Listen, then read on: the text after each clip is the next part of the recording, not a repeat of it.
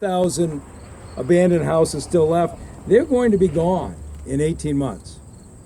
But while we were busy dealing with the houses, there were a lot of people in the city thinking about what are we going to do with the land.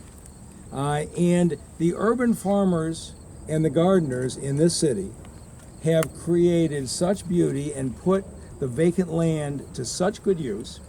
And I didn't realize till the last month or so when we proposed the land value tax. I knew I wanted to keep the urban farm movement progressing because of the value.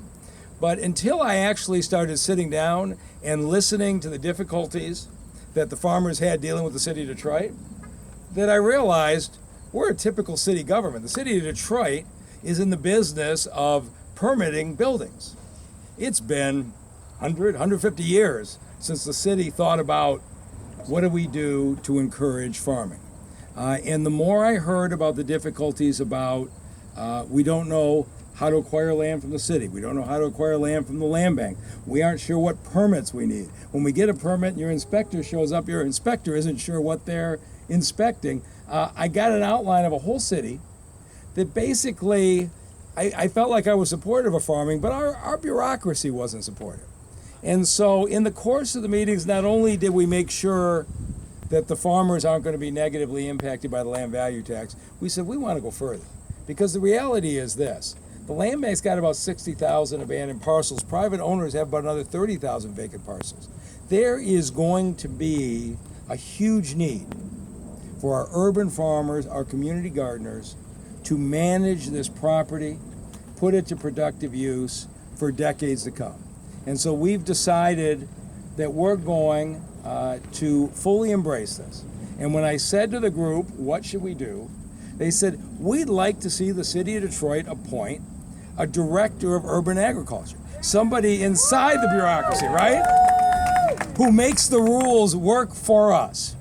And so then I said, if you could pick anybody in the world to be the city of Detroit's first director of urban agriculture, who would you vote for? I don't normally make appointments by majority vote, but in this case it was unanimous. And so I want to introduce you to a leader who helped establish Keep Growing Detroit, who's helped establish the Black Farmers Fund, who's helped hundreds of farmers and gardeners across this city, and who has given me now several lectures on how I need to clean up the Detroit bureaucracy. She's exactly what this city needs. Please welcome Detroit's first ever director of urban agriculture, Tepfirah Rushdan. Tepfirah?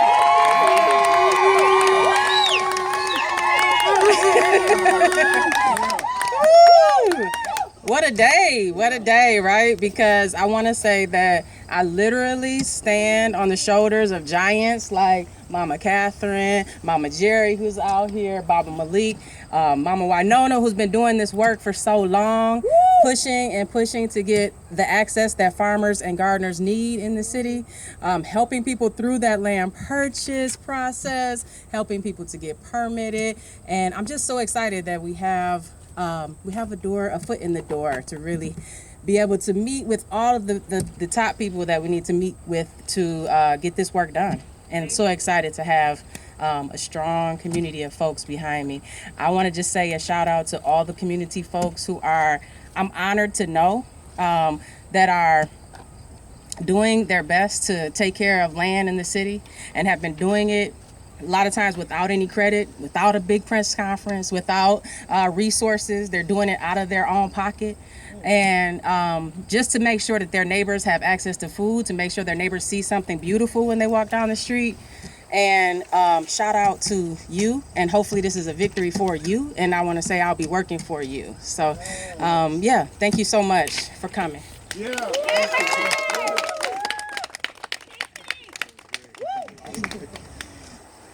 All right, so hi, my name is Brad Dick. I'm the COO for the City of Detroit, and I'll be working with Tepfirah.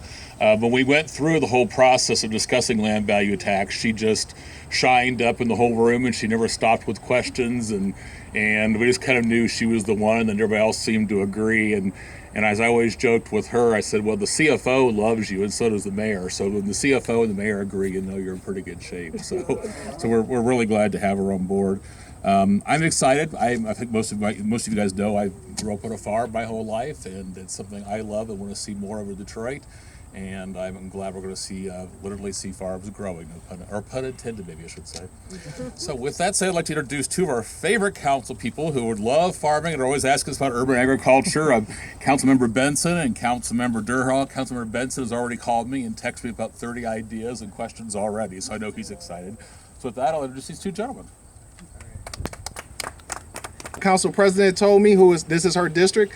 She could not be here today, but all of council was very supportive of our urban farmers. I sit on the Eastern Market Partnership Board as well, and so we are just excited and psyched, and we're glad we have our new director who we